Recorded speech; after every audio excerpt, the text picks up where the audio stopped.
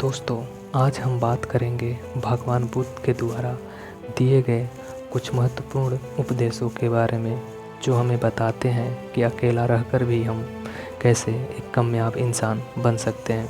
क्या आपने कभी गौर किया है कि दुनिया तेज़ी से कैसे बदल रही है? आज के ज़माने में हम देखते हैं कि कुछ लोग मजबूरी में अकेले रहते हैं, जैसे नौकरी, पढ़ाई और बिजनेस के लिए। तो वही कुछ लोग ऐसे भी हैं जो बिना मजबूरी के अकेले रहना पसंद करते हैं, अपनी काम सच्ची लगन से करते हैं। जो लोग अपनी मर्ज़ी से अकेले रहते हैं उनमें कुछ खास गुण होते हैं। ऐसे लोग कामयाबी जल्दी हासिल करते हैं क्योंकि ये लोग अपने काम को बहुत ही लगन के साथ करते हैं। कुछ लोग ऐसे भी होते हैं जो एक क्षण के लिए भी अकेले नहीं रह सकते। ऐसे लोगों के लिए अकेले पड़ जाना मानो जैसे सब कुछ सुनसान पड़ जाना है। ये लोग इस भाग दौड़ भरी ज़िंदगी में उलझ जाते हैं क्योंकि इनको अकेला रहना बिल्कुल पसंद नहीं है। ये खुद के लिए समय ही नहीं निकाल पाते हैं, इनके पास खुद के लिए कोई काम ही नहीं होता है। फिर ऐसे लोग पछतावा करते हैं कि काश इस भाग दौड़ भरी ज़िंदगी से कुछ दूर होकर अपने लिए कुछ समय निकाल लिया होता तो शायद आज ऐसे दिन नहीं देखने पड़ते। लेकिन अकेला रहना सभी के लिए बिल्कुल भी आसान काम नहीं है साथियों। और अकेले रहने का मतलब ये बिल्कुल भी नहीं है कि हम अपने घर परिवार रिश्ते नातों से दूर रहें। अकेले रहने की एक कला होती है जो आगे हम एक कहानी के माध्यम से जानेंगे। हम कैसे एकांत में रहकर अपने काम को, अपने समस्या को, अपनी प्रतिष्ठा को, अपने उज्जवल भविष्य को कैसे आगे बढ़ा सकते हैं। हम अकेले रहने के कुछ मूल्य गुणों के बारे में भी चर्चा करेंगे। साथियों, उम्मीद करता हूँ कि आपको ये पसंद आएगा। तो स्टार्ट करते हैं। एक व्यक्ति एक बार भगवान बुद्ध के पास गया और बोला, गुरुदेव, मेरे दुख का कारण क्या है? बुद्ध बहुत ही आत्मज्ञानी व्यक्ति थे। उन्होंने कहा, अपने आप को चीज़ों से चिपका लेना, चीज़ों को अपने आप से जोड़ लेना और उन चीज़ों के पीछे आसक्त होकर भागना ही तुम्हारे दुख का कारण है। उस व्यक्ति ने भगवान बुद्ध का धन्यवाद किया और कहा, गुरुदेव, आपने तो मेरे समस्या का समाधान कुछ ही मिनटों में कर दिया। मैं पता नहीं कितने दिनों से अपनी समस्या का समाधान चाहता था। आपका कोटि कोटि धन्यवाद। गुरुदेव ने कहा, पूरी बात तो सुन लो। उसने कहा, नहीं भगवान, आपका इशारा मिल गया, बस वही काफ़ी है। समझदार के लिए इशारा ही काफ़ी होता है। भगवान 1 महीने बाद वह व्यक्ति फिर से गुरुदेव के पास आया, लेकिन इस बार व्यक्ति का हाल और ही बुरा था। वह बहुत दुखी था और सीधा वह गुरुदेव के चरणों में जा गिरा और कहने लगा, भगवान, आपने कहा था, मैंने वैसे ही किया, लेकिन मुझे सुख नहीं मिला, मुझे तो और दुख मिल रहा है। भगवान, गुरुदेव ने उस व्यक्ति से पूछा, तुमने ऐसा क्या किया? व्यक्ति ने कहा, मुझे अपने ही लोगों से दुख मिल रहा था, जैसे रिश्तेदारों, परिवार, मित्रों से दुख मिल रहा था मुझे, तो मैंने उन्हें छोड़ दिया और छोड़कर चला गया। 2-4 दिन तो मुझे बहुत अच्छा लगा, लेकिन धीरे धीरे मुझे उनकी याद आने लगी। मुझे अपने माता पिता, अपने बच्चे, अपनी पत्नी, रिश्तेदार, यहाँ तक कि मुझे मेरे दुश्मन भी याद आने लगे। इतना दुख तो मैंने उनके पास रहकर भी महसूस नहीं किया था भगवान, इतना जितना कि उनसे दूर होकर दुखी हो गया हूँ। आज मैं घर जाने के लिए चला था और आपके पास आ पहुँचा। आपने मुझे गलत सलाह क्यों दी भगवान? गुरुदेव ने कहा, तुम परिवार को छोड़कर भागे, तुमने रिश्तेदार, मित्रों सबको छोड़ा, लेकिन तुम्हारी गलतफहमी थी कि तुम छोड़कर भाग रहे हो। वास्तव में तुम उन्हें लेकर भाग रहे थे। तभी इस व्यक्ति ने कहा, भगवान, लेकिन मैंने तो किसी को भी अपने साथ नहीं लाया। गुरुदेव ने कहा, जो चीज़ें हमें दुख देती हैं वह कभी बाहर इस दुनिया में नहीं होती, यहाँ तक कि जो हम सुख देती हैं वह भी बाहर नहीं होती है। ये परिवार, रिश्ते, मित्र, ये सब कहाँ बसते हैं?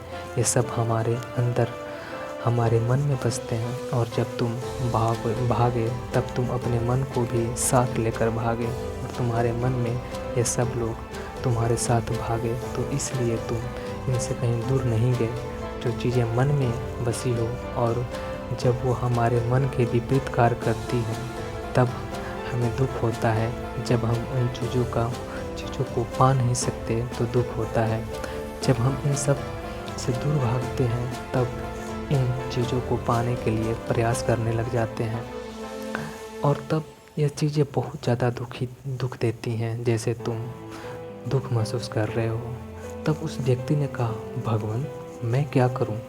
चीज़ों के साथ रहूं तब भी दुख, चीज़ों को छोड़कर जाऊं तब भी दुख।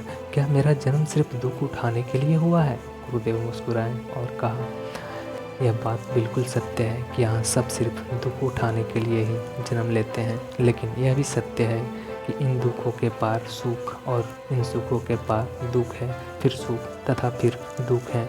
इन चीज़ों से हमें सुख मिलता है वह दुख देते हैं, और जिन चीज़ों से हमें दुख नज़र आता है वही सुख का कारण बन जाते हैं। तब उस व्यक्ति ने कहा, भगवान क्या इस दुख के माया जाल से बाहर निकलने का कोई रास्ता नहीं है? गुरुदेव ने कहा, रास्ता तो है। यदि तुम इस दुनिया में रहना चाहते हो, इन सब के साथ रहना चाहते हो, तो तुम्हें एक काम करना होगा। तुम्हें ऐसे ही रहो जैसे कि तुम इस दुनिया में अकेले हो। सबके साथ रहो पर अकेले रहो। व्यक्ति ने कहा, पर भगवान कैसे हो सकता है? गुरुदेव इस व्यक्ति को एक मेला में ले गए और वहाँ लोगों की बहुत भीड़ थी। गुरुदेव ने कहा, देखो अपने आसपास यहाँ किसी को जानते हो क्या? व्यक्ति ने कहा, नहीं भगवान नहीं, यहाँ तो कोई भी मेरी जान पहचान वाला नहीं है। गुरुदेव ने कहा, क्या तुम यहाँ अकेले हो? व्यक्ति बोला, हाँ गुरुदेव मैं यहाँ बिल्कुल अकेला हूँ। गुरुदेव ने कहा, नहीं, तुम्हारे मन में कुछ तो चल रहा है, तुम अकेले नहीं हो। व्यक्ति ने कहा, हाँ भगवान, मैं जल्द से जल्द अपने घर जाना चाहता हूँ, अपने परिवार से, अपनी पत्नी, अपने बच्चों से, अपने माता पिता से मिलना चाहता हूँ, अपने साथी मित्रों से मिलना चाहता हूँ। वही मेरे मन में चल रहा है। गुरुदेव ने कहा, अब ये सब भूल कर आँखें बंद कर लो और अपना ध्यान यहाँ होने वाली ध्वनियों पर केंद्रित करो। व्यक्ति ने ऐसा ही किया और जैसे ही उसने अपनी आंखें बंद की और अपना ध्यान वहाँ हो रही आवाज़ों पर केंद्रित कर दिया, तब उसे अकेलापन, एकांत महसूस हुआ। उसे ऐसा महसूस होने लगा कि वह इतनी भीड़ भाड़ में भी अकेला है। सभी आवाज़ों पर ध्यान केंद्रित करने के कारण किसी आवाज़ का कोई महत्व नहीं था, बस आवाज़ें थी और वह था। तब उसने अपनी आंखें खोली और कहा, भगवान यहाँ तो मैं बिल्कुल अकेला हूँ, सब हैं पर कुछ नहीं है। गुरुदेव ने उत्तर दिया, बस इसी तरह अकेला होना है तुम्हें। रहो सबके साथ पर भीतर से अकेले रहना। रहो साथ में सब हो पर मन में कोई ना हो। तुमने यदि इस तरह अकेले रहना सीख लिया तो तुम्हें जीवन में कभी दुख नहीं होगा। तुम्हें चीज़ें दुख नहीं देंगी, तुम हर चीज़ में आनंद की प्राप्ति करोगे। गुरुदेव ने कहा, महान सफलताएं अकेलापन से ही शुरुआत होती हैं। अकेलेपन ही हमें उनसे मिलाता है। अपने अकेलेपन को नकारात्मक मत समझना, बल्कि उसे एकांत समझकर खुद को जानने का प्रयास करना। जब तुम्हें एकांत महसूस होने लगे, तब इसका मतलब ये होगा कि तुम्हारा वास्तविक वजूद तुमसे मिलना चाहता है। इसलिए अपने उस एकांत प्रेम का सम्मान करो। गुरुदेव ने बोला, मैं तुम्हें कुछ और खुफिया बताता हूँ जो बिल्कुल अकेले रहने वाले लोगों में पाया जाता है और उन्हें दूसरों से अलग तथा बेहतर बनाता है।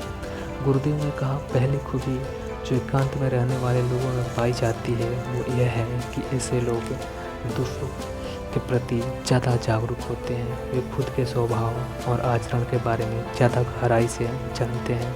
ऐसा इसलिए होता है क्योंकि जब हम अकेले में होते हैं तो हमें खुद के बारे में सोचने का काफ़ी समय मिलता है, जिससे हम खुद को बेहतर समझ पाते हैं।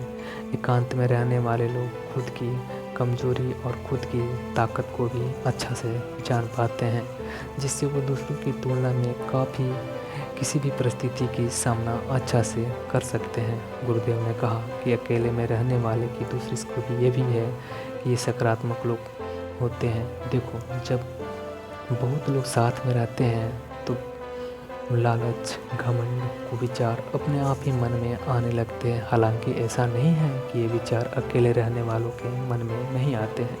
अकेले रहने से वालों की तीसरी खासियत यह है कि आत्मनिर्भर रहते हैं, क्योंकि अकेले रहने वाले लोगों को अपने ज़्यादा काम खुद ही करने पड़ते हैं, इसलिए दूसरों की तुलना में ज़्यादा आत्मनिर्भर होते हैं। ये अपना काम खुद ही करना